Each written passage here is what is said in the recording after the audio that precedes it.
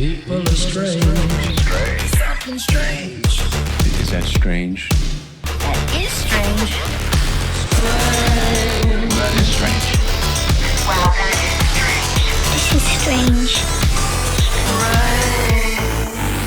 strange. And welcome back to another episode of Strange Sauna. Today we have two special guests with us, Nick and JJ from the Occult Rejects. What is going on, brothers? Hey, how are you? Thank you very much for having us on. It's very exciting for me, especially like I was saying, I listened to you from Paranoid, Jesus Christ, part of my American. Yeah. So it's kind of bugged out and it's cool. So thank you. And JJ, welcome, brother. Yeah, thank you. I appreciate the invite as well. I recently been familiarized with your show, and I like your all style already. So Hell yeah. Looking forward to the conversation. So yeah, tell us about the Occult Rejects, because Nick, I think I'm talking to you on Instagram. You're saying there's like 12 of you on this? Well, it probably, I mean, if you put everybody together, yeah. There is a lot. I mean, even if I was to start naming them, unfortunately, I'd probably forget some people. There could even be more than 12, but I think it's around there. But originally, it didn't start off like that. It started off with just me and somebody else. His name was Lux. He was from the Golden Dawn or A-Mark, something like that. Kind of a hermetic Golden Dawn type of magic background. And I was in the OTO at one point and left. And we kind of started a show. He had heard my own podcast, the NY Patriot Show, when I used to have that originally. He heard that, contacted me, and we started covering topics together. We did that for about a year and a half. Things weren't working out. He had left, and like I really didn't know what to kind of do. And I started just using a lot of guests, and eventually started forming friendships and relationships with these people. And after going through so many guests, it was just ones that I realized I worked better with, and just kind of slowly kind of like bringing them into the show. And eventually I just realized that one day I had 8 or 10 people that were just constantly on the show for different topics and different things. And just recently added a few other researchers and stuff to it. So it's around I think 12 now. Nice. So you're starting your own network down there. Yeah, I was going to say. Yeah, I used to joke around saying at the beginning, I was I wanted to start the Wu-Tang of occult and conspiracy. Oh yeah. But it's everybody has their own little niche, and they'll kind of have their own turn and say what they got to say, or like Aleister Crowley's 777 book, but an audio version where it's you have all these, you're talking on one topic, but you have all these different associations. I get you. I mean, I want to come back to the OTO because I think Flex and I were talking about that. So we definitely have some questions for you. But before we do that, JJ, what's going on, man? Tell us about yourself. How did you get involved with the Occult Rejects? Yes, sir. JJ Vance, host of Operation GCD and the resident true crime expert over there at, I'll say expert in quotation marks. I'm an expert in nothing, but I'm the regular true crime correspondent, I guess, over there at the Occult Rejects. Oh, right on, dude. What was the latest true crime story you guys covered? Oh, shoot. The Zizian cult, I think, right? The Zizian trans-vegan Silicon Valley death cult. Right. So I hadn't even heard that. I looked you guys up. I watched some of that episode. It's freaking wild, dude. Yeah. What the hell? It's weird because none of this really makes the mainstream news. So if you guys don't pay attention to the Occult Rejects, or if you don't just find these topics randomly, you'll never fucking hear about this stuff. No. Yeah, that's for sure. That's for sure. AJ even found to the Process Church, and it was what the hell's going on? Yeah, I love true crime. I literally go to bed listening to it, and I wake up listening to it. Doesn't say much about me, but yeah, hey, Flex has a morbid mind. Okay, that's a little bit. Us Canadians up here, eh? Well, and your favorite favorite holiday is Halloween. Well, that's true too. It's to scare the shit out of people, so that's all right. Right. Yeah, I know. So we.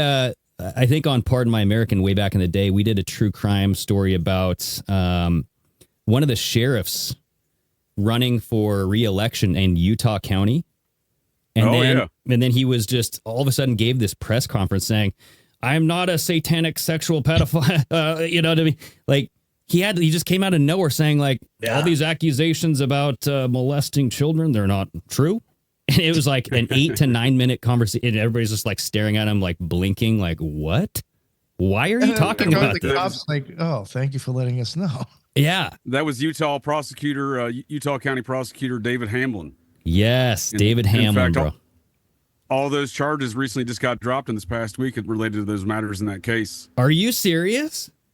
Yeah. Holy guacamole. Okay, because I remember that lost him the election. and then he was going to like countersue or something, and then we didn't know, if it was true or not. But I seemed like real gung ho too about this. What's that? Well, that's The cops said when they first, were kind of looking into him, they seemed like real gung ho too about it. Like, oh yeah, this is gonna be great. Well, that's the funny part of the story. So Hamplin was the prosecutor. He held that press conference telling folks he didn't diddle and eat children, and then he moved to Scotland. He's got a lot of business in Ukraine too, so he's wrapped up in that mess. Right. He left. The subsequent prosecutor is the one that bungled the case. The sheriff, actually, the Utah County Sheriff, just issued a press statement saying, we gave them all the evidence because they got kicked out of court by saying they had withheld discovery. The prosecutor's office was withholding discovery in the court case, but that wasn't the sheriff's fault. Right, because I remember this all stemmed from an accusation from children or like a child, and she gave like a I don't know what it's called, like some evidence where you like go into the room and you talk, like I don't know what the word is off the top of my head, but she was disclosing all of these events that this therapist. It happened like David Hamlin was involved with this therapist. I forget the guy's name, but they were in a cult together or something. Yep. Right. With an organized satanic cult effort. Sure. Yep. Mm-hmm. And I remember downloading the files for that court case and reading through some of that stuff that they did. And It's wild.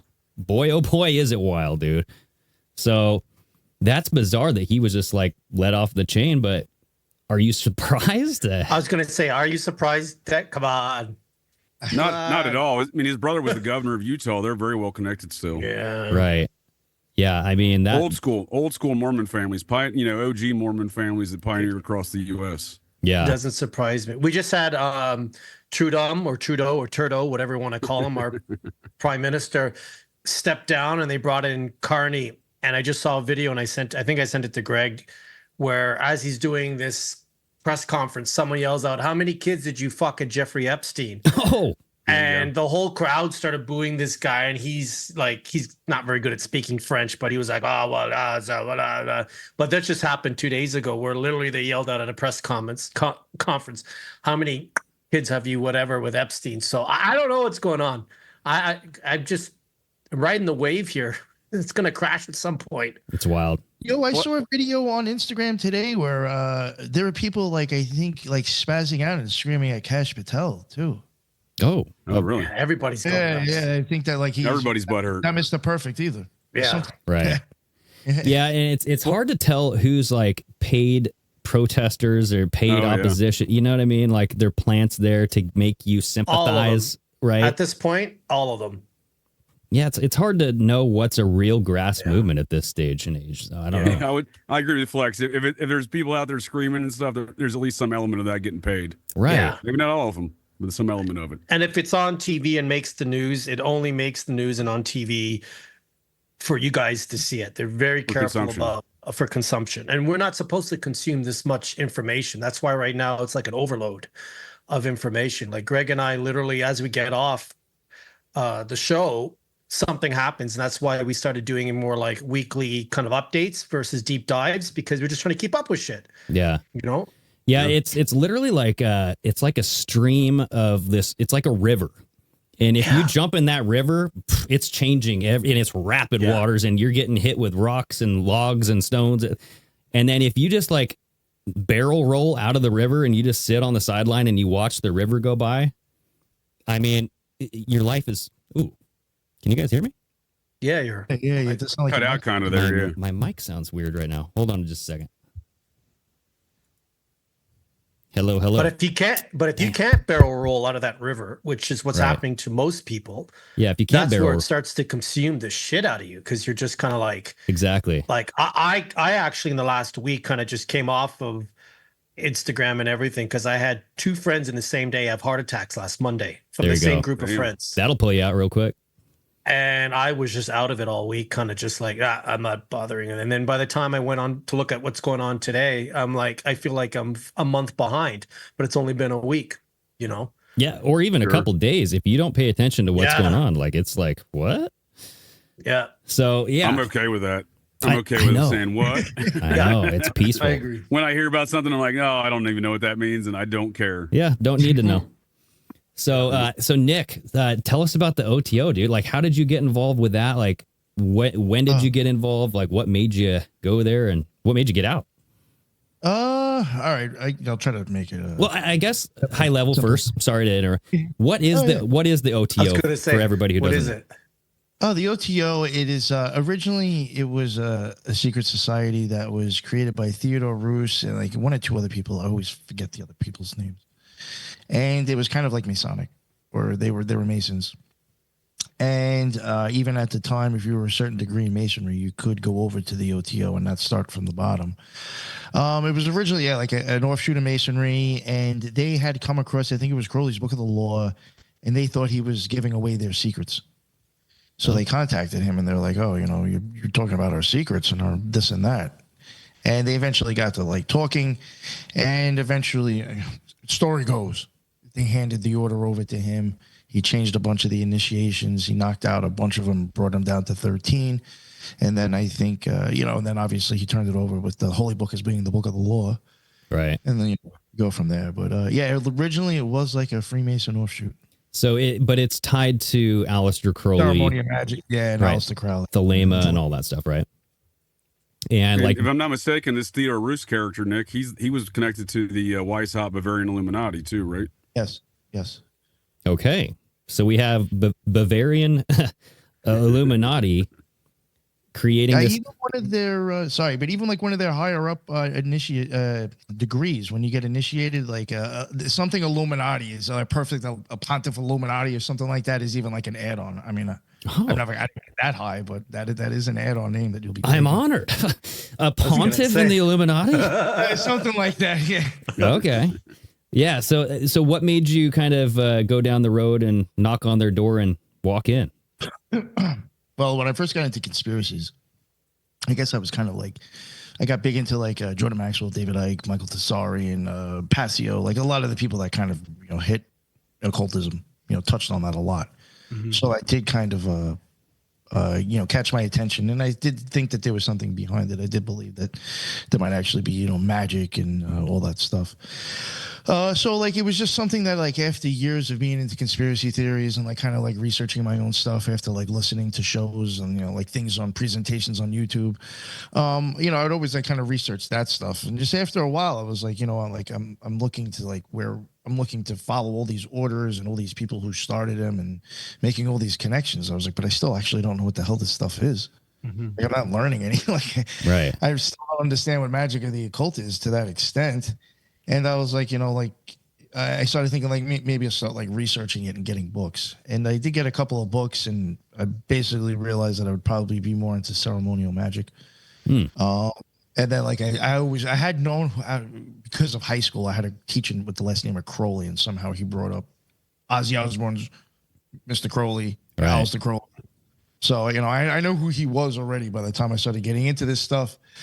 And I was like, oh, let me look into like that and the Golden Dawn and other things I know there's like ceremonial magic. And I was much more interested actually in the Golden Dawn, but there was none near me. So when I started looking for places, because like after a while, even with books, you start getting confused about what's what. Because like I'll even like somebody was referencing in their book, Aleister Crowley's Resh. And then the way you see them do it in their book wasn't actually the same way that it's done in Aleister Crowley. So it's like, well, something's fucked up and something's wrong here. So now you're even like, hey, how do you even know what to go by? So I was like, maybe I should get like involved in one of these places and actually be around people that are practicing. I might actually have an idea or suggestions of like what's legit.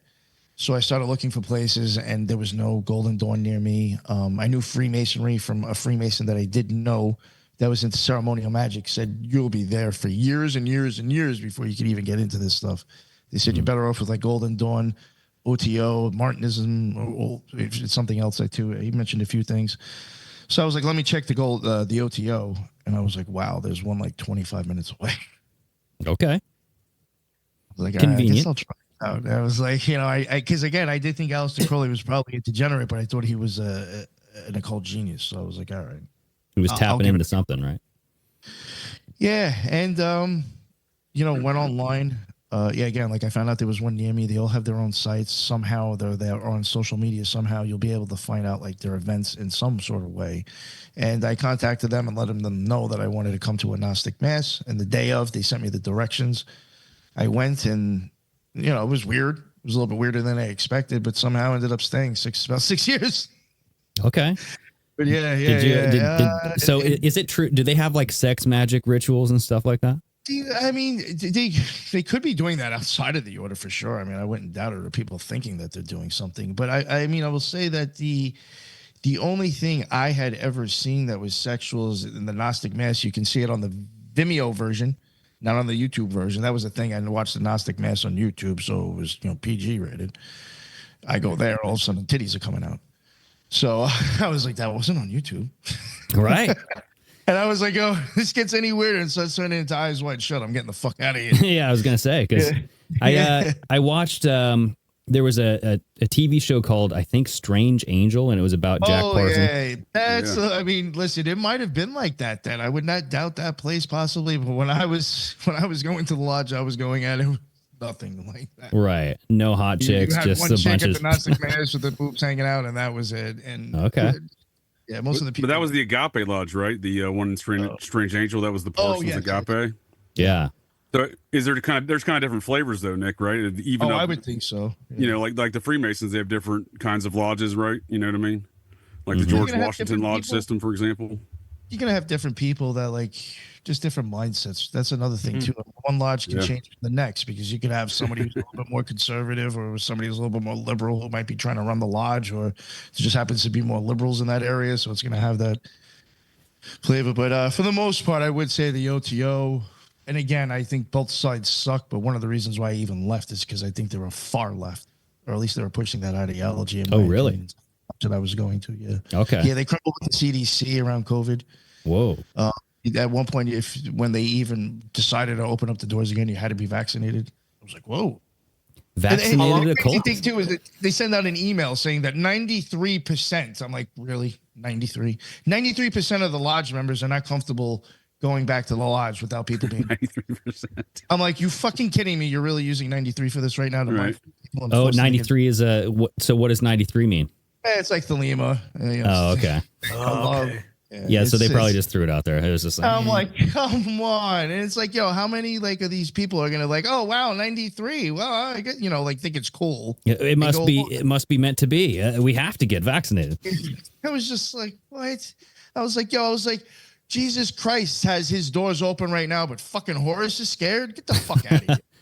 So do you notice, like with the Golden Dawn and like the Golden Age and literally Donald Trump, I did a 4-part series called the Golden Dawn series, but it's more about Donald Trump being the Antichrist. And it's just like potential, looking at some evidence.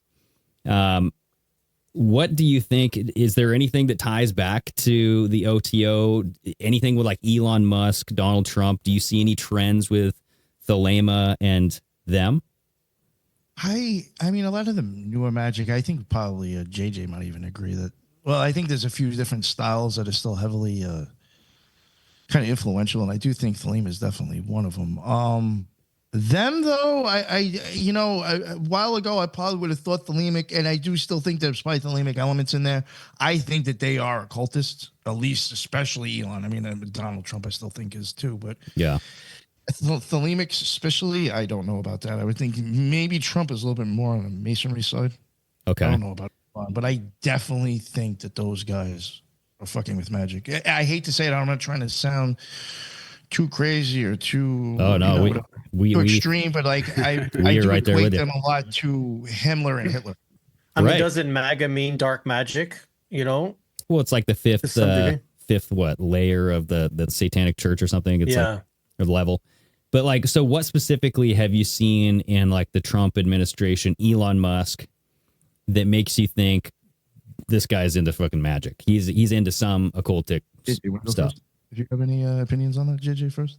Well, Elon Musk, in my opinion, is Aurelian.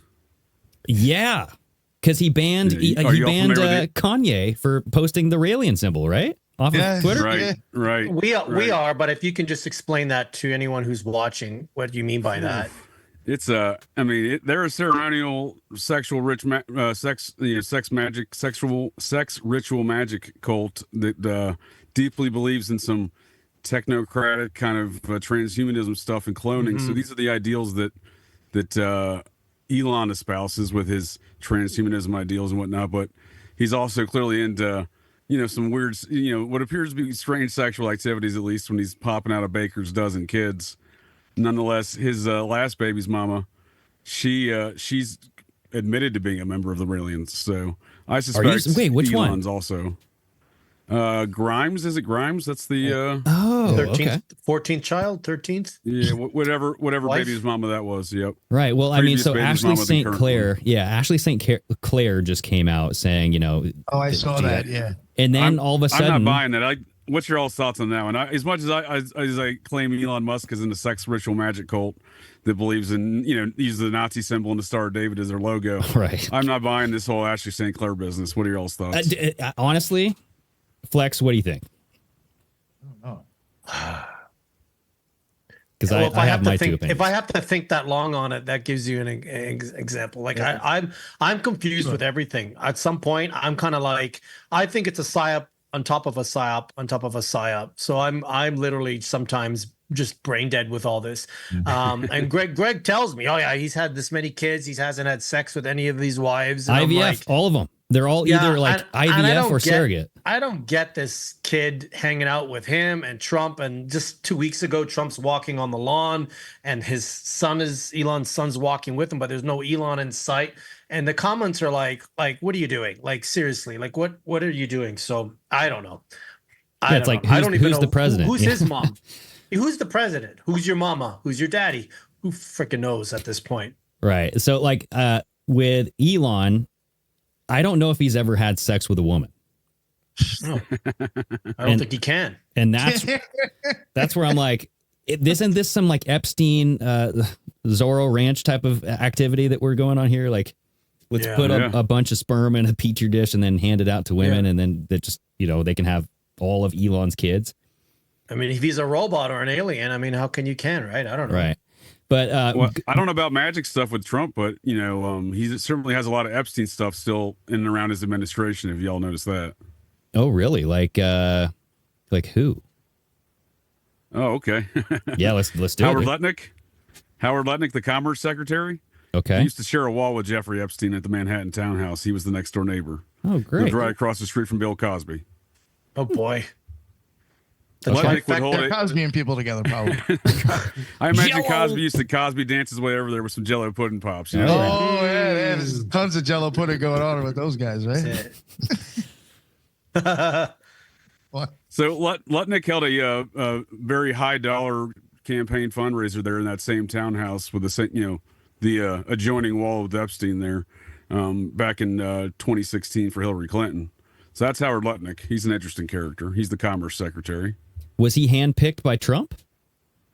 Yeah, it seems to be. Yeah, I mean Trump acts like they're best buds, even though Trump and him used to hate each other. So Right. it's an interesting dynamic. It's a big sting interesting operation, though, JJ. You got to remember, he's just faking all this stuff, Trust the plan. So, yeah, I don't know. I've trusted the plan before, and the plan threw me to the curb. So, hey. The plan sucks if that's what It got me for a few months. I will admit that, too. It got me for a few months. Yeah. I will say there was one thing I did appreciate about your show. I don't remember who exactly it was, but one of you were a little leery about it. And the other one was Dave. like- Yeah, he's always been so like. at least it kind of was like, it was balanced. Exactly. So Literally about the plan. Yep. Yeah. One was like, I don't know, man. I think we're being had. And I think, I guess you were like, no, Well, I mean, something there. Oh, yeah. somebody's got a plan, right? Because Pam Bondi, the Attorney General, she was the Attorney General of Florida.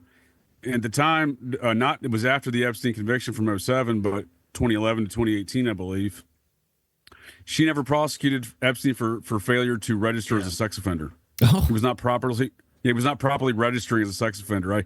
I know this because I did deep dive on Jeffrey Epstein in like January of 2017 on my podcast, and I looking at all the documents and court records in Florida, I realized this dude hasn't been registering properly. He wasn't registering in New York properly, the Virgin Islands, or New Mexico. So, but Pam Bondi was the attorney general in Florida. She could have done something about that. Right. And it's odd. Like you have all these legal loops, and what was it, Alex Acosta? Yep. I don't remember what position he was, but he was supposed to be like charging Jeffrey Epstein, but he dropped all the charges against him. And they asked him like why he did it. He goes, I was told he's intelligence, and that's above my pay grade. It's Yep. like he was the U.S. attorney for the Southern District of Florida there, and I like to badmouth the FBI on a frequent basis, and for good reasons. I called them the Federal Bureau of Uninvestigations. But if you look at that case, the FBI agents on the ground did a great job. It was Alex Acosta who said, and the prosecutor who dropped it. So right, and that was that's been a point that Flex and I have talked about, and we talked about on Part of My American quite a bit. Is like, yeah, you can have good people in there, and they can do all this groundwork, and everything's great. But like, once you get to the judge, if you have a corrupt judge and corrupt lawyers. Yep. I mean, it's done. It's game over. Like, there's nothing you can do. Those criminals or those pedophiles will be back on the streets. Well, it's the fact that nobody has been arrested for this kid stuff. Now, it's much harder to arrest somebody with laundering money or like government, right? Like some stuff and what they're trying to do with Doge and everything. But I constantly say to our group, our followers who still, some of them believe in the plan, going like, how has not one person been arrested for any of the kids stuff? And I think if anybody did do stuff to kids and got arrested, let's say a Tom whatever, Hanks or whatever, then that would show that they're not above the law. But nobody has been arrested. Now with the Diddy stuff, it'll be interesting, but I'm hearing a lot of shit's gonna probably get dropped. And Greg and I both think he's sort of the scapegoat. Give us a little bit to get us kind of like, again, reel us in a little bit, dangle the carrot in front of us. But until there's an arrest on the kid stuff, which should be easy to do. But if you think about it, like we've talked about how Hollywood is like the fall guy for politicians. It's like, hey, look over there. Look at how corrupt and dirty Hollywood is. Right. Like, and then they get to get away with everything dirty themselves. It's like, sure. Okay. Yeah. I do think the Diddy situation could get interesting, and here's why. He's sitting in a jail cell with Sam Bankman-Fried. They've hired the same legal counsels. Sam Bankman-Fried, despite all of his money laundering with FTX and Alameda Research and all the tomfoolery they were involved in, including money laundering out of Ukraine with U.S. taxpayer funds, that's definitely still on the table in the mix there. But what's interesting is Sam Bankman-Fried bought a small rural bank in rural Washington. And no one knew about it until he filed bankruptcy. And when I say rural Washington, like right on the line of Idaho. And for some reason, P. Diddy there decided to make a trip to Coeur d'Alene right before he got arrested. So whatever's going in that bank in Sam Bankman-Fried's rural Washington bank there got busted in December 2022 for money laundering. So he bought it to just specifically money launder, apparently. Like, give us cash, we'll give you crypto. So that's not really talked about so much in the situation. But I do find it interesting that P. Diddy has some strange connections to go to Coeur d'Alene right before he got arrested. And now he's sitting in the same jail cell with a man who's got some criminal charges from the same region. And they have the same legal counsel. Right. Very strange. So what do you think that's all about? Do you think that they have some money tied up together and they're saying, hey, let's make a deal? Like, we got some money tied up. Yeah, I think it's one big network. Yeah, I think it's a deeply. If you want my honest opinion, because I've been studying these whole circumstances since about November 2022. Because one topic Nick and I cover on the Occult Rejects quite a bit. We've done, I don't know, maybe 8 or 9 shows now, probably 10. Yeah. Is the Idaho 4 murder case. You all familiar with that? Oh yeah. Mm-hmm. Koberger or Killberger, whatever his name is. Koberger. Yeah. Yeah. I've asserted since the onset that Koberger did not do it. Right. So that's been my position. He's being set up. Yeah. And the triggering event for this stuff, in my opinion, was FTX filing bankruptcy on November 11th, 2022. The world found out that they had broken a number of laws purchasing this bank, mixing crypto and banking together, which violated federal law. They didn't violate state law because they paid off the state regulator to not break the law, and then they hired that state regulator to be their chief legal counsel for their new bank. So technically that was legal. Wow. How do you clean this shit up? Like, if people think that Trump's coming in and he's going to clean all this up in 4 years, I'm like, Oh, like honestly, pull your head out of your ass by now. Like that's not the case. He if he wasn't part of the system, he'd be gone by now. Yeah, he'd You know be what I dead a mean? long time ago. Yeah. Real quick, I do want to mention real quick. I'm sorry to interrupt you, JJ. It was just Now you're good. just remembered, and this is another reason why I said I do question about Trump maybe being more aligned with Freemasonry. When we covered, I think the Shriners and the Shriners and Jesters, Freemasons orders on the Occult Rejects. There was a time, I think it was maybe back in 2017 or whatever, around there. Trump, I think, had mentioned this guy Gus Bilirakis. He gave thanks to him at the end of his thing, and he had him stand up and thank you. And I don't know what made me think about it, but I ran the guy's name and I was like, oh, this guy's actually he ran for something and was not allowed to run anymore because his opponent proved that he used his campaign money to pay for Royal Order of the Jester dues. The guy was on TV. I was working on my show, fixing notes, and I hear Trump again thanking Gus Bilirakis.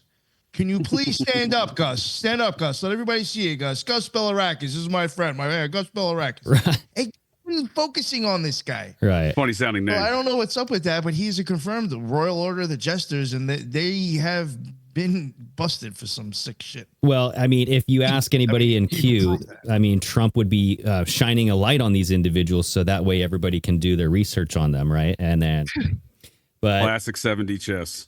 right, 70 chess, and then it's like Trump does this. 8D check. It's 8D checkers now, guys. He's stacked 8 high. King me. Well, I mean, like Double D checkers. Double D checkers. Right. Christ.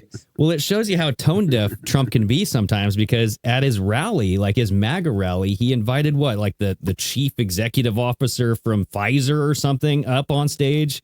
This guy is a lovely guy, lots of money in my donations. Chief Pfizer, come on up here. And everyone's like, you have 5 people clapping and everyone's looking at each other like, what do we do? Yeah, right. His second day out the gate, he brings it might be the same dude or whatever. He brings somebody on talking about vaccinations for cancer. Yeah, Larry Ellison, Project your Stargate. Second day in, dude, you're already talking about vaccines. Oh yeah, mRNA. That dude's creepy too. Was it Larry Ellison? Larry Ellison. Yeah.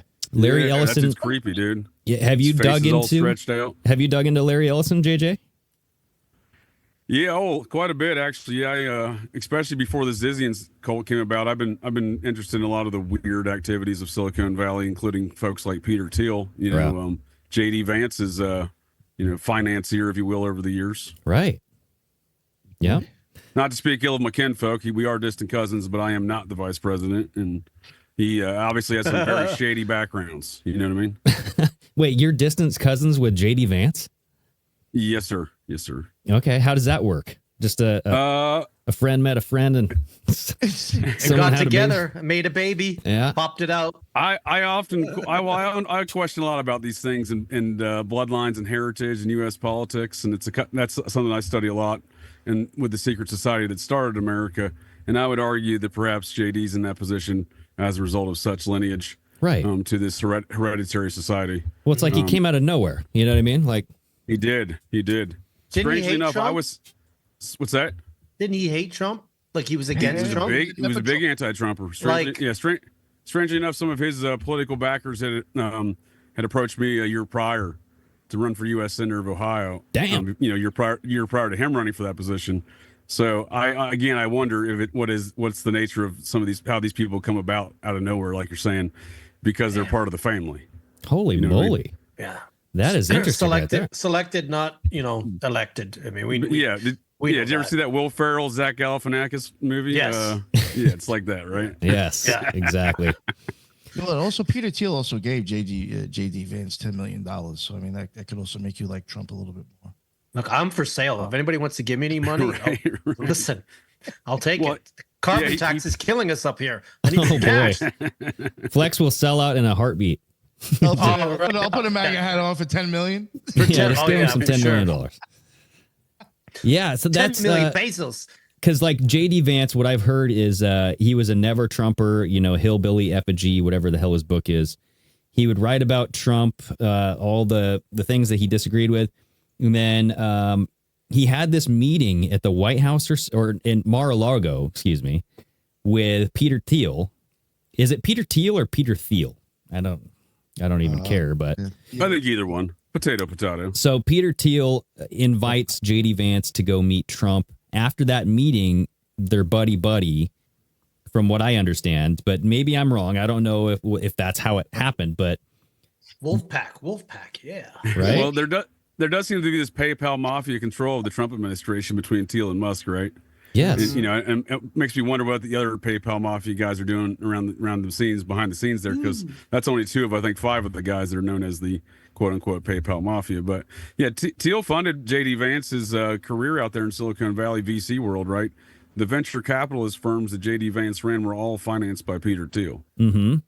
Yeah. What's the big surveillance one? What's that called? Palantir.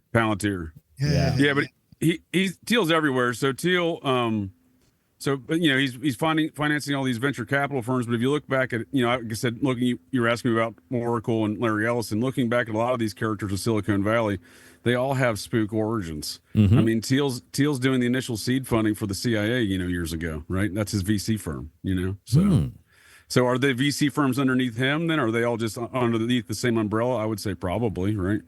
Yeah, and then Larry Ellison was on the board of X, or one of those things. I know Elon Musk. There's a post on X where he's like, "Oh, the member of the board, Larry Ellison, blah blah blah." And they're in tight for sure. Yeah, I mean that whole network is, the whole Silicon Valley crowd. I mean, Bill Gates and Steve Jobs used to kick it on their off times, despite hating each other publicly. Right. Well, Trump had a 3-hour dinner meeting with Bill Gates. Supposedly right after he won the presidency, talking about what are we going to do now? Came out of Trump's mouth. Yeah. And, it's weird when you look at Trump's, his inauguration, big tech. He was just surrounded by, big tech. Big boobs and big tech. That's all I saw. Big boobs and big tech. Yes. That should be his campaign slogan if he tries to run for a third term, right? And he will. He will. That's what I'm saying. That's what everyone claims, right? But he should call it Trump big boobs and big tech. You think he'll try to run for a third term?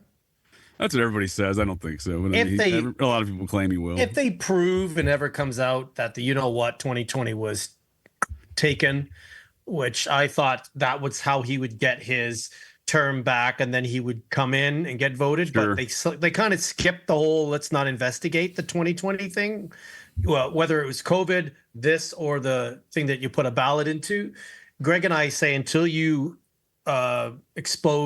really expose those 3 things, not 9/11, not JFK, not school. I don't know about any school shootings, nothing. It's what's happened in the last 5 years.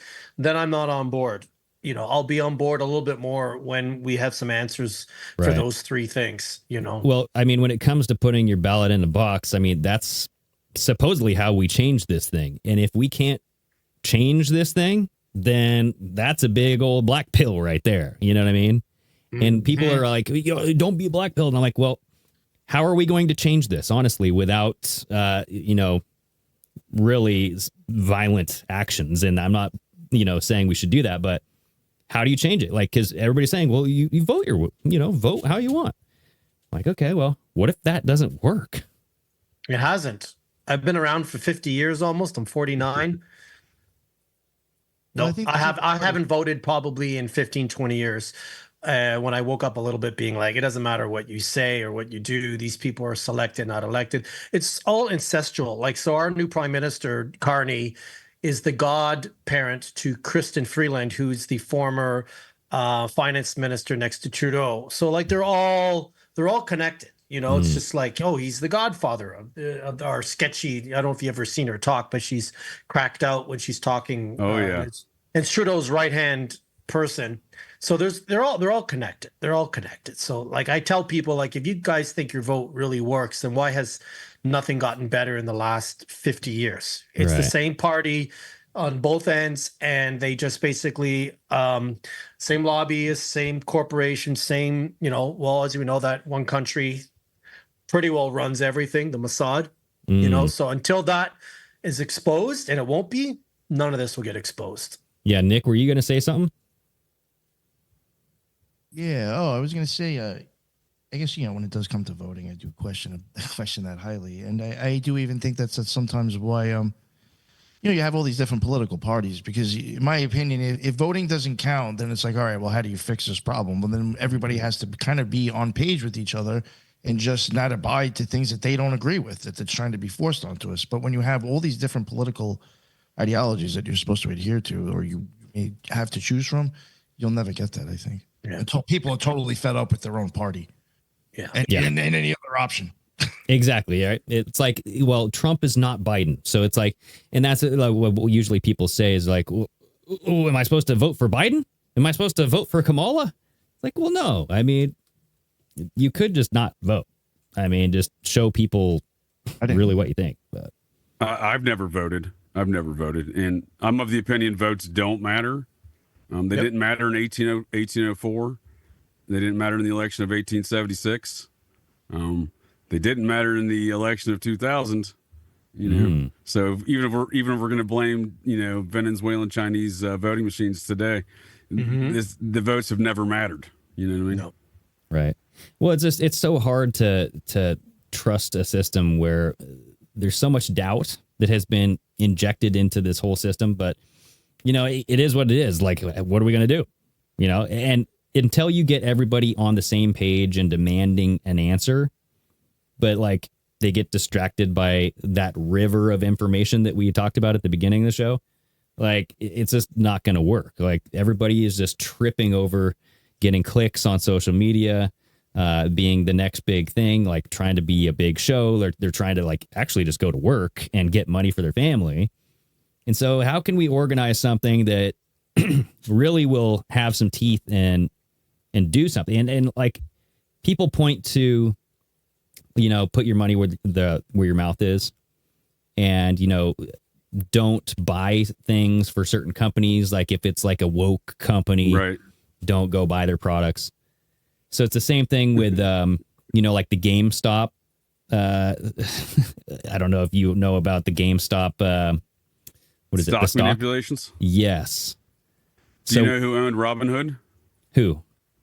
The company that was involved in all that stock manipulation activity? FTX. Aha. So they were behind this whole, because I was told that I believe they were 35% owner of Robinhood. Yeah. Okay. Yeah, because I was told they were definitely involved in it. You know what I mean? To what extent? I don't think we know, right? Like, what's the full story on that, right? Exactly. Because somebody had to know what was going on. Like, they were buying these things hoping that the companies would fail, and then it's like, oh, well, who told you that? How did we find this information out? It wasn't just like studying trends and be like, oh, it was an internet sleuth and they found it on a Chan board or something. I don't know. Okay, well, so Nick, going back to the OTO, how did you get out of that? Like, what was your breaking point where you're just like, dude, this is not for me? It was around the time of COVID, right prior to that. I really wasn't going that much anymore anyway. Because one, I just, I guess I was having more, I was practicing at home. And they even say the magic happens by yourself.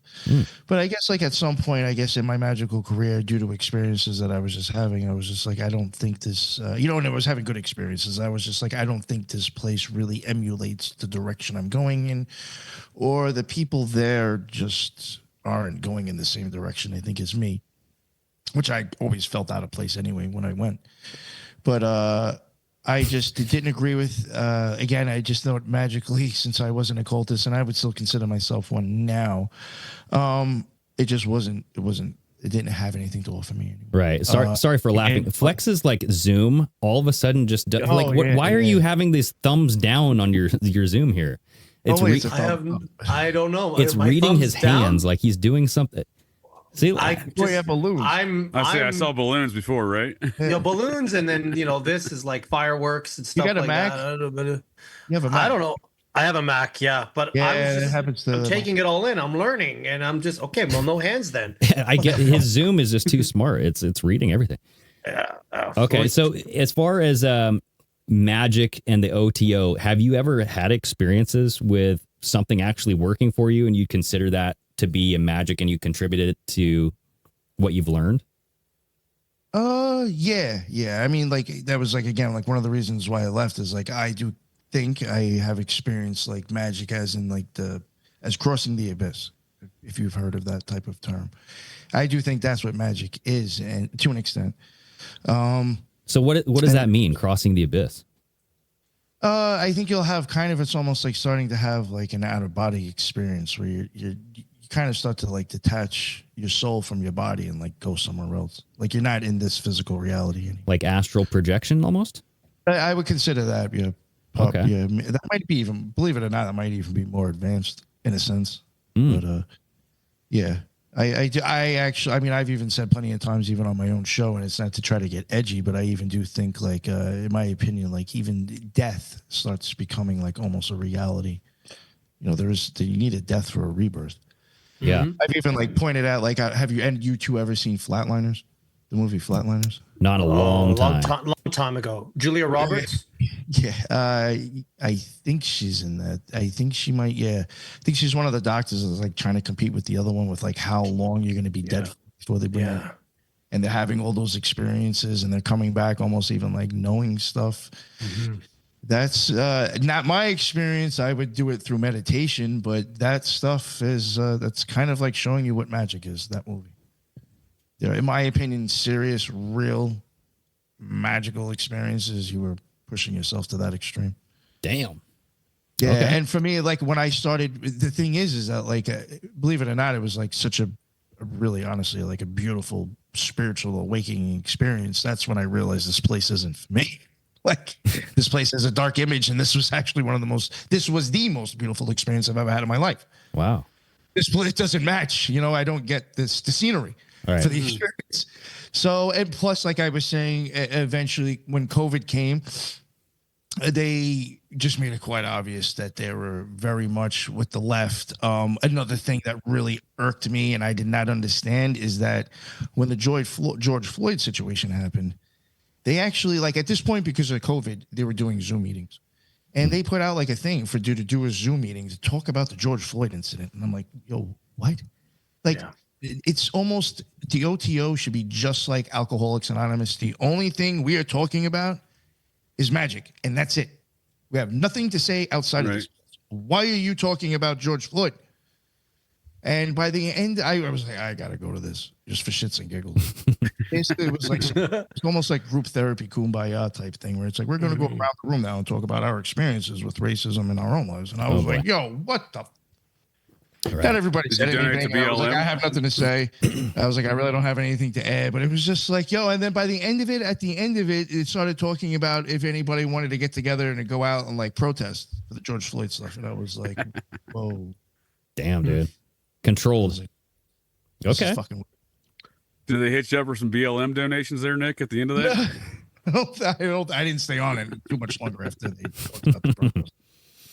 Okay. Well, so, I mean, so you are there was even people there that were known Antifa members. Oh, yeah. I mean, they started making that's themselves known around this time because, you know, they're on social media. So now it's okay. We'll admit we're in Antifa. Right.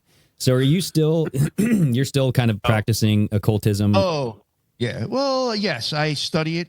Even another thing, too, I would like to add real quick, even with my magical experiences, believe it or not, those were all done only through meditation. I didn't even do any ritual work.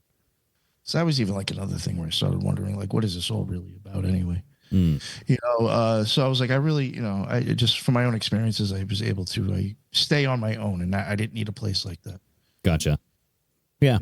No, my father-in-law, he's not Christian. He's not super religious. He's more like spiritual, he says. So he's done some out-of-body stuff, some astral projection. He's flown around the city. It's weird. So I'm like, whatever, man. Possible. You do you. And you have you heard of Gateway tapes? The which one? Gateway tapes. Is that experience tapes? Is that not telepathy, but it's remote viewing? Yeah, well, they say that that's like I guess something that you could obtain after using those tapes for a while. The CIA even supposedly, I mean, there's documents on it. Who knows how truthful it is? They went there and studied it, the Monroe Institute. But yeah, it was like these tapes that like played these different sounds. It was like guided meditations, and it was like a series of them. And astral traveling was supposed to be like one of the things you should be able to do at some point. Right. No, I heard that if you have a pair of headphones and you tune one headphone to a different frequency than the other one. Get hemi-syncing. And you kind of just get out of sync and then you down the middle, you'll hemi-sync a different sound, a different frequency. Yeah. Ooh. That sounds like some Zizzy and Death Cult stuff right there. That's Yo, the stuff right? they were doing. Is that what they were doing? They were doing weird head hemispheric stuff, brain experiments, right, Nick? I mean, Nick has some more details than I do on that, but it was weird. Sleep deprivation too. Yeah. They were trying to they also had an idea that I think if you covered, and there is some truth behind it. If you cover one eye, the other side of your brain kind of like starts to shut down more. They would try to like almost put half your brain to sleep. Like they had these weird ideas. They actually like we're into some like just weird ideas about how the mind works and the brain works. That is very bizarre. Huge into AI too. Right. I just watched a movie. God, it was who's the guy in Guardian? Chris Pratt. He's in this brand new movie. Me and the kids watched it. And it was like Electric something. Yeah, electric something. Where like it's in the future. It's all based off of AI and robots and all this stuff. But people put these headsets on that allows them to go into this robot body and allow the robot body to do all of their work and allows the other half of their brain. So it splits their brain in half. One half controls the robot and works. The other half goes on vacation, it has sex, whatever desire you want to do, and it goes and does that. Almost sounds like that sounds creepy. That sounds like a Philip K. Dick nightmare. Right. But I mean, I guess towards the end of the movie, it was, not spoiler alert. It's basically, you destroy this technology, you don't need it, and it's like, hey, welcome back to the real world. We need to interact with each other, not sit in our bedrooms and put a headset on. I don't think anybody here is going to be watching a Chris Pratt movie. You're good, bro. Yeah, you can give away the ending to any of those movies. Yeah, he's part of the Schwarzenegger Hollywood elite now, isn't he? That's it, right? That's it. And again, when I saw that and the connection and the ties, no, thank you. Yeah, they're just Kennedys, you know that, right? Because of Maria Shriver. Yeah, she's a Kennedy. She's a man. I guarantee you. Well. If she ain't a pretty woman, but she's definitely a Kennedy. Yeah, Flex thinks all women are men. Aren't lookers, you know what I mean? They're not really lookers. The biggest conspiracy when people ask me is I say the majority of Hollywood, how they're inverted. A lot of them are inverted. They invert them as younger, or they have to sacrifice their firstborn. That's part of when they're in the club. So I'm always throwing out, that's a man, just like in Austin Powers when he's pulling off. I hear you. Well, definitely the French president's husband and wife is definitely a man. Yeah. Barbara Bush. Yeah. Look at Bill Gates' wife, Melinda Gates, looks like Kevin Kline to a T. The Serena sisters. Yeah.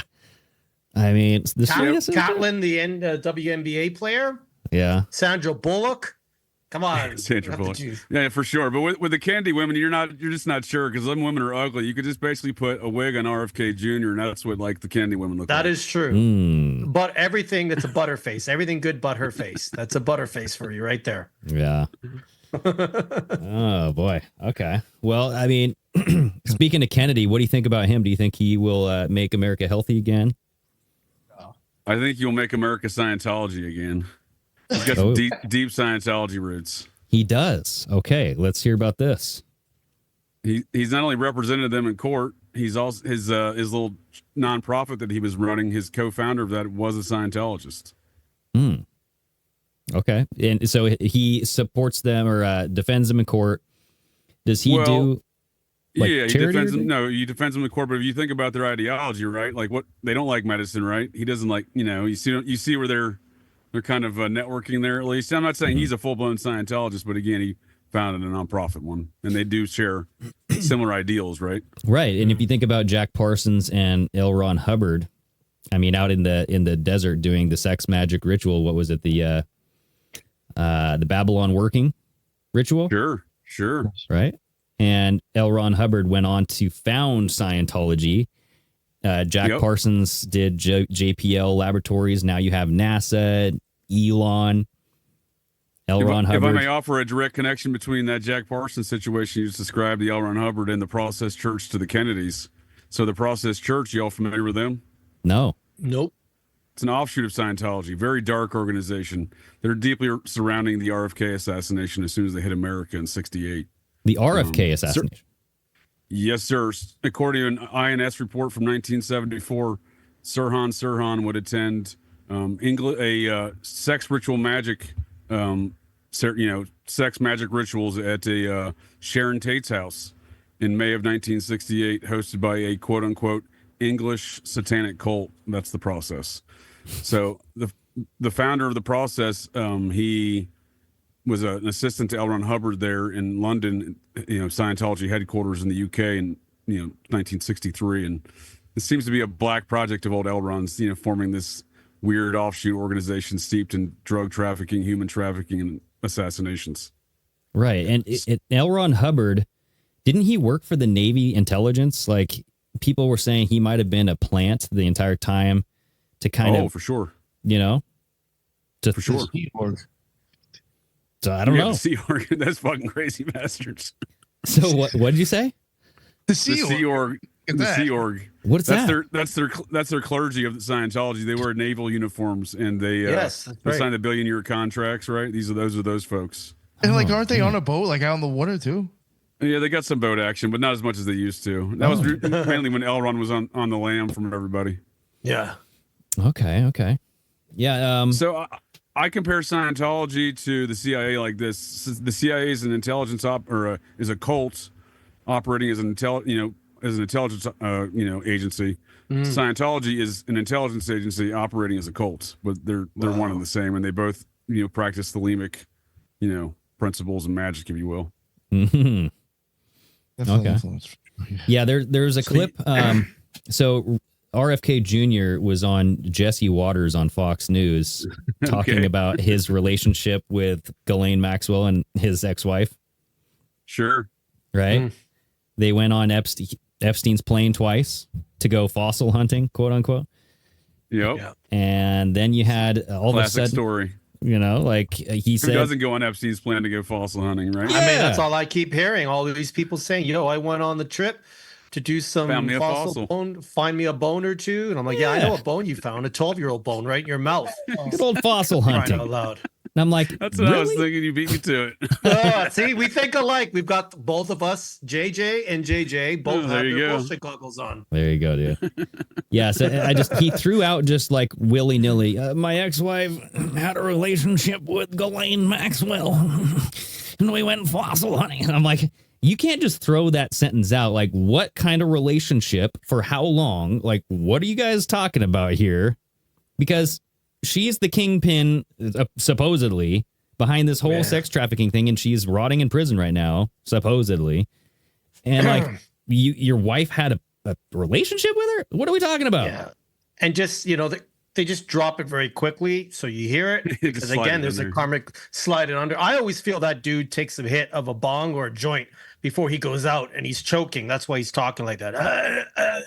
Like he's just like. He's high. He's high as a kite. Like all of them got to be high as a kite. Exactly.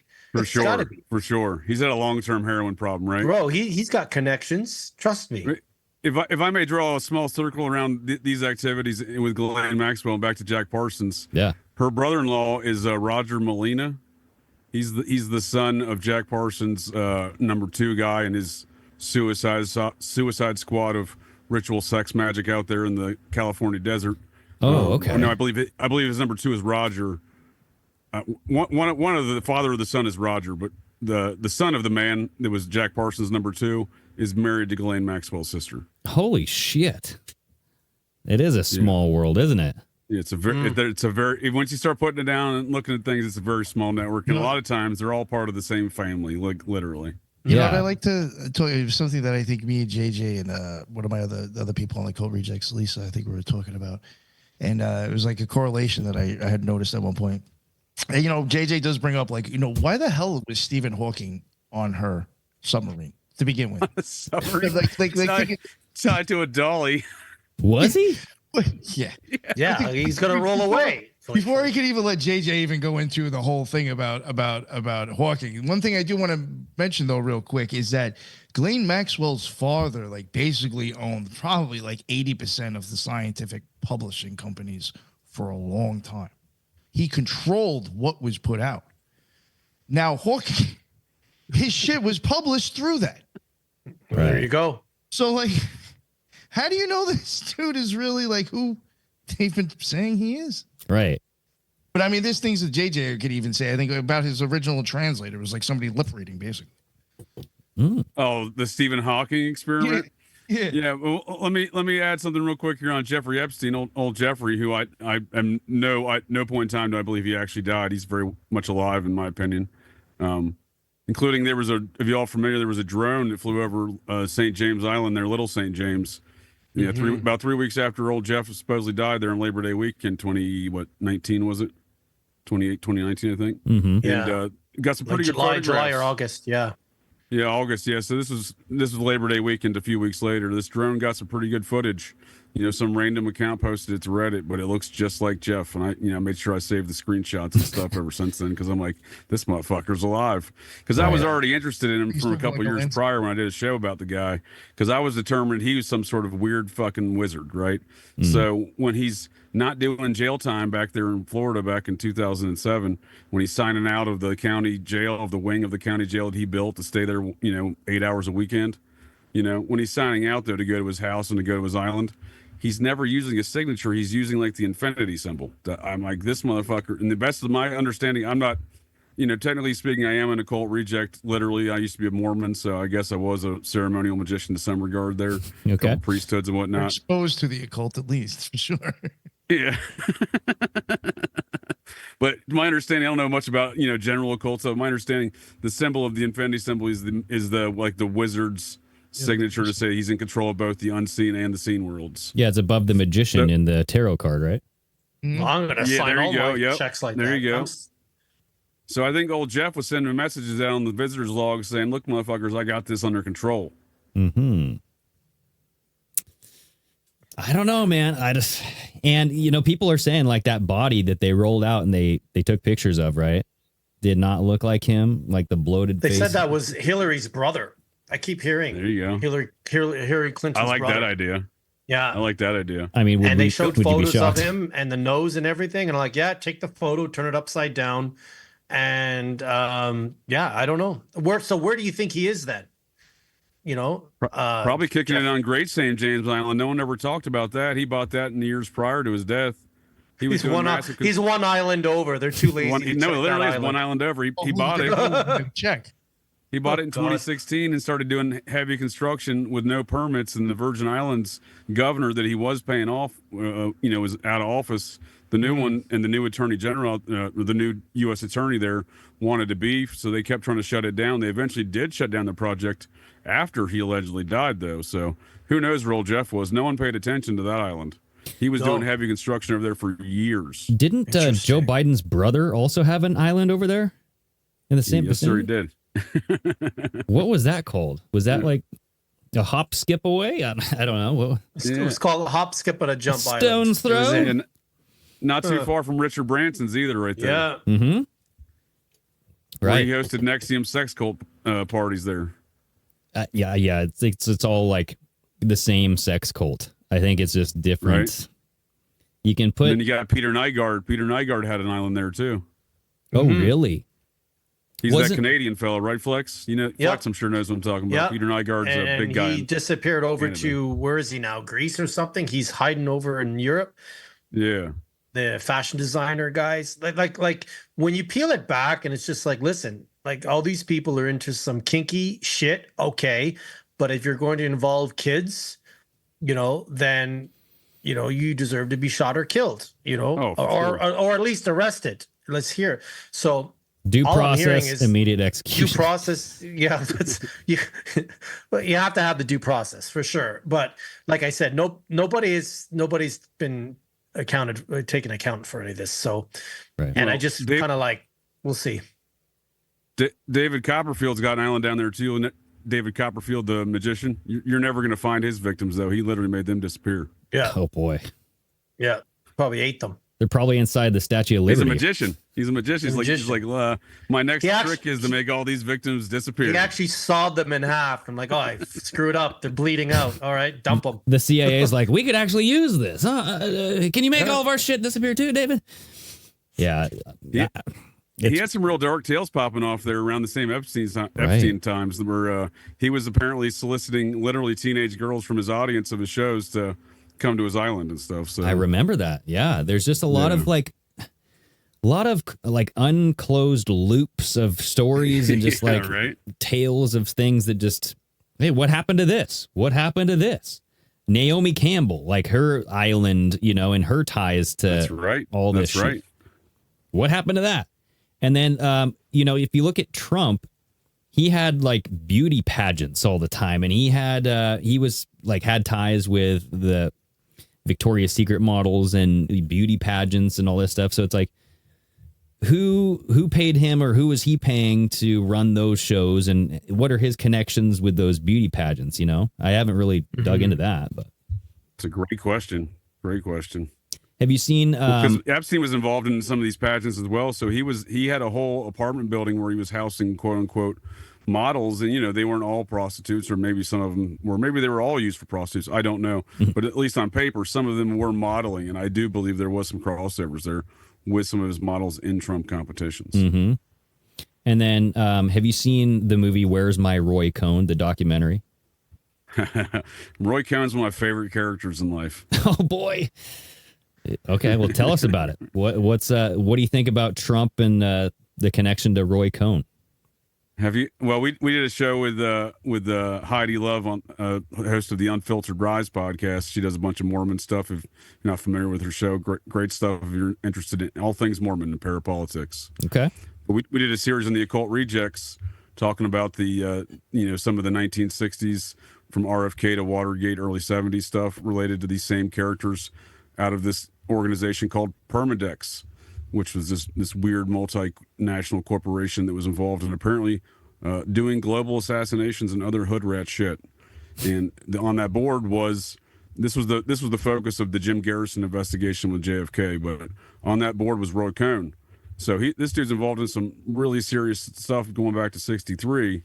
Right. But then if you fast forward, you see some pictures with him and Trump at Roy's 52nd birthday at Studio 54. And he's got Trump right next to him, dressed a little bit looking like a cross-dresser, if you ask me. Not sure exactly what the scene is there, but at that same time in 1978, when that occurred, according to a memo signed by the son of Sam killer, David Berkowitz, in 1996, he claims Roy Cohn was a member of the Process Church of the Final Judgment, dating back to that time in 1978, when he's got, little young 28-year-old Donald on a leash, dressed like a little lady. It's actually a very weird picture. Right. It's a super weird picture. Yeah. Okay, I'll try to find it and put it in this episode. But I can send you a link here after the show for sure. I know Vanity Fair did an article on it a number of years ago. Okay. I feel Trump's on a leash anyways right now with Elon. Like, what's your take on Elon? In Israel and all of it. Yeah. Like, at this point, I'm kind of like, I feel like, Dick Cheney was the real person that was running stuff, not George Bush. And I kind of feel right now it's Elon that's running stuff, not Trump. And it's just like, did he help Trump stay out of jail? I know he gave Trump $200 million. Like, what does he have? Does he have something on Trump? Is he going to, now, if you're thinking about the plan, is Trump going to finally turn on him and expose him? I mean, what's your take with Elon really with this administration? Well, I think Elon represents the Nazi factions of NASA and the CIA, if you will, because those are the folks that he has contracts with through the NRO and all these satellites. Mm-hmm. Predominantly, that's all. If you're not familiar with the National Reconnaissance Office, it's comprised of the CIA, the U.S. Air Force, and NASA, and this is who launches all the satellites with Elon. Before he was branching off on his own when he was doing that at Vandenberg Air Force Base for years. But he still has contracts with these organizations. It's just not using their launch facilities any longer. But I think that's where Elon falls into. I think the better question, though, in regards to Roy Cohn, perhaps, is who replaced Roy Cohn? Like, when he died in 1986, who became the new Roy Cohn? And I would argue that's the man who introduced old Donald Trump and Roy Cohn, allegedly, at least on paper, and that's Roger Stone. Oh, really? Okay.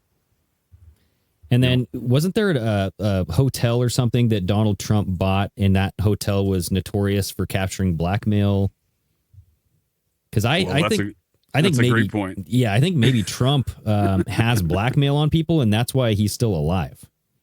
Because he absolutely is got some blackmail on people, right? I mean, that's what it looks like, right? He he's involved in a number of these hotel ventures. Most notably, he bought out Resorts International, right, which was a essentially a Meyer Lansky outfit out of the Bahamas.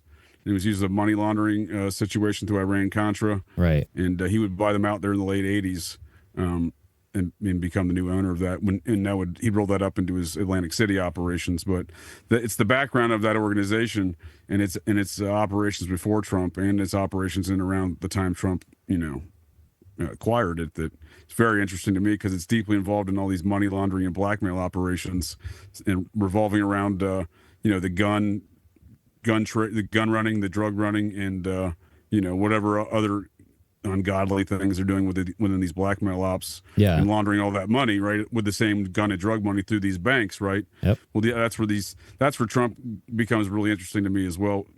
With his acquisition of some of these things, years ago, and where these things sit today. Is that how he gets his power? Right? I mean, it's possible. It would make sense to me because I'm like, the guy's alive for some reason. Because it's like, you wouldn't let a guy get into power if you didn't want him to get into power, unless he had some blackmail, maybe. I don't know. And I do remember, I used to be into like the Adam Carolla show. It was like my thing way back in the, I'm talking like maybe 15 years ago. And I remember watching The Apprentice because Adam Carolla was on there, and Donald Trump was talking about going into like a hotel room. And he's like, I always tell Ivanka, be careful where you go and stay because there's cameras. They'll put secret cameras in the rooms, and I got to watch out because they'll put them in the bathroom. They'll put them in the mirrors. And he was saying like all these things about secret cameras. And now looking back, it kind of makes sense that he would know about this shit because he's probably privy to it and he collects it. He probably did it himself. I would actually argue it might be a family tradition. So if you go back to Donald's grandfather, when he came to America, he was running a saloon and kind of whorehouse in Pike's Place Market in Seattle back in like 1885, circa 1885. So that's kind of the foray of the Trump family into this hotel industry, right? So again, it was a whorehouse at the time of the Alaskan gold rush. So who knows what kind of spook activity runs in around that or blackmail operations, but I don't think these blackmail operations are new. And I suspect that's exactly what would go on at a whorehouse. Hey, we got you documented doing this, right? Mm-hmm. Exactly. Yeah. And now they're doing it on social media. They're tracking who's going to share anti-Semitic memes so that way they can take you down later. I mean, they're basically setting up the bowling pins to knock everybody down. They're introducing all this like anti-Semitism laws, anti-Semitism, blah, blah, blah. You're having stories now that like Jewish Americans like want to flee America because they don't feel safe now. So they're setting up this story and like for all of a sudden, like you just see all this like anti-Semitic, like pro-Hitler stuff on X. And I'm like, that can't be a coincidence. You know what I mean? And so like when you look at like this problem reaction solution, how do you get people to sympathize with you or a certain group is you have to create your enemy, kind of like we do with like foreign wars and regime change. You create the enemy so that way you have somebody to attack you on purpose. Oh, they attacked us. And now we have to go to war. Same thing with free speech, anti-Semitism. I mean, you name it. So we'll see where all this goes. I think that like, there's plenty of evidence to support that Donald Trump is like a Zionist. His whole cabinet is taking AIPAC money. He is taking AIPAC money. Sheldon Adelson, his wife, Miriam Adelson, gave him over $100 million, right? So I don't know. It's just one of those things that I'm keeping an eye on. But again, there's always that little inkling, okay, of trust the plan. We're saving Israel for last, this whole Q stuff. So we are watching a movie. That's the only thing I agree with is that we are watching a movie, right? Because that's what keeps us entertained, divided, whatever. And at this point, I'm like, well, who's running the movie? Because it surely ain't just one side, the side that we think is, and exposing all this stuff. But this movie, At this point, from my opinion, it's stale. My popcorn is stale. The butter has gotten all dried up. It's turned into lard. It's just like, I'm done. I'm done with this movie. Give me something. Like, don't give me a sequel. Don't give me cancel the sequel. We don't need the trilogy. Yeah, it's like a Netflix special that goes forever, and it's like 1 hour episodes that just drag the fuck on. I'm like, stop it. Rip the Band-Aid off. Get to it. Let's. I agree. Yeah, I it's agree. too much. Yeah, we don't need it inside the episodes. Yeah. Yeah, a little bit too much behind the scenes. Yeah. When the actual in front of the scenes wasn't good. Right. Yeah. I do think there are different factions, right? To speaking of maybe Trump's occult, whatever cult belief system he adheres to. I agree with Nick. He definitely has some. It does certainly seems Masonic in nature, whatever that is. But these do seem like warring factions, right? Like I do honestly believe he hates the Clintons, he hates Obama for more than one reason, not just.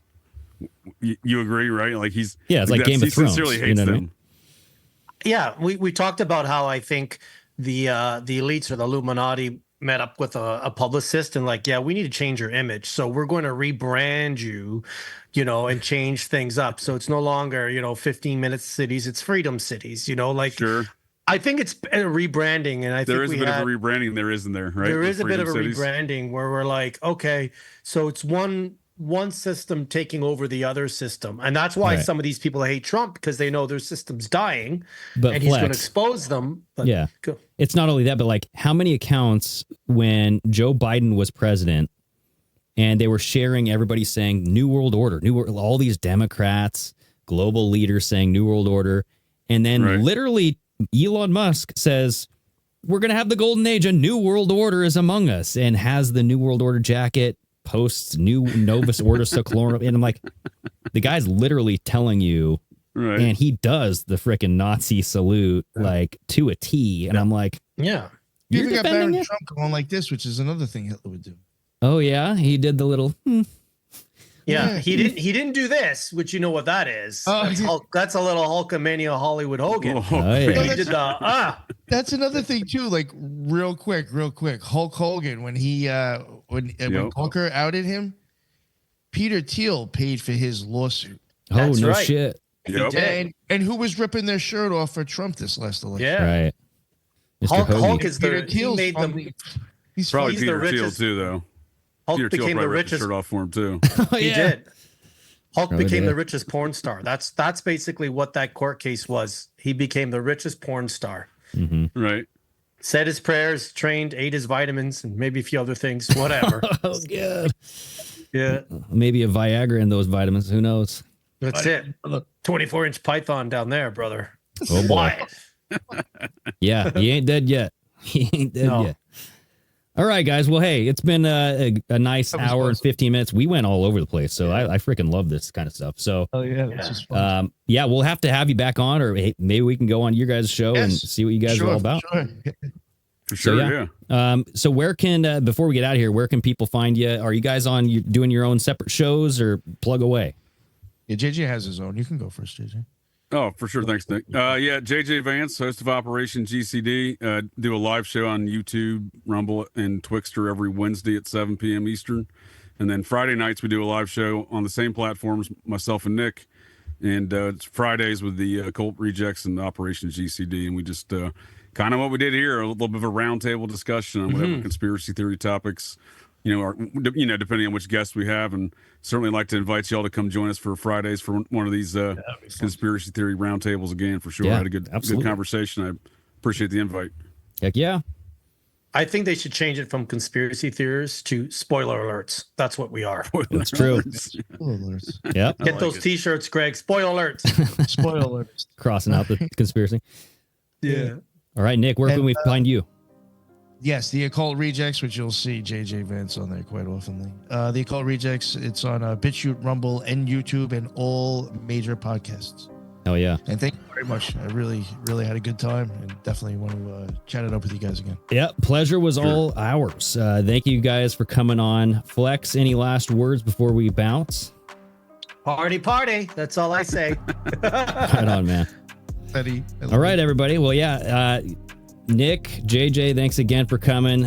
Flex, take it easy up there in Canada. Don't do anything crazy. All right, everybody. Until next time, stay steamy.